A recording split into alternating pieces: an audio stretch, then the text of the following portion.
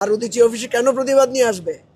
আমরা গণ অভ্যুত্থানে সবাই একে অপরের সাথে আমাদের মতাদর্শ নিজস্ব মত বিসর্জন দিয়ে আমরা একটা জায়গায় একত্রিত হয়েছিলাম। আমরা অত্যন্ত বলা যায় যে আমরা বাকরুদ্ধ হয়ে গেছি। এই মাত্র আমরা প্রথম আলো ডেইলি স্টার অফিস ঘুরে আমরা ওসমান হাদির নিথর কফিন দেখে এলাম।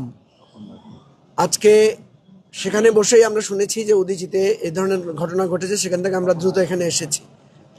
আস্তে আস্তে মুহূর্তের মধ্যে এই ধরনের ধ্বংসযজ্ঞ, এই ধরনের পোড়ানো এবং গান পাউডার দিয়ে এখানে যে এটা হয়েছে, এটা কিন্তু কোনো সংঘবদ্ধ মিছিল বা কোনো যে প্রতিবাদ নিয়ে এসেছে বিষয়টা এমনও না। আর উদীচী অফিসে কেন প্রতিবাদ নিয়ে আসবে?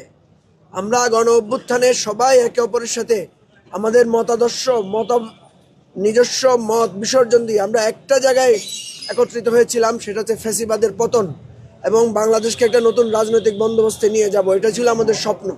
আমরা কে কোন পন্থী সেটা আমাদের কাছে গৌণ হয়ে গিয়েছিল।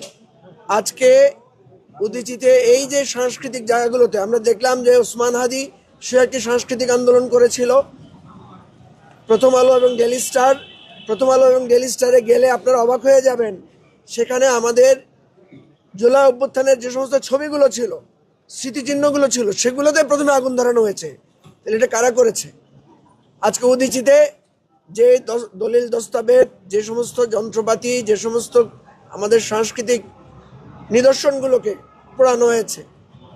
আমরা এটা মনে করি এই মুহূর্তে বাংলাদেশের যত ক্ষতি হয়, বাংলাদেশের যত অনৈক্য হয়, বাংলাদেশের যত ধ্বংসযজ্ঞ হয়, সবচেয়ে বেশি খুশি হয় আমাদের প্রতিবেশী শত্রুরা এবং স্পেশালি পতিত স্বৈরাচারের যারা আছে তারা। আমরা এর তীব্র নিন্দা জানাই, প্রতিবাদ জানাই, সরকারকে ধিক্কার জানাই।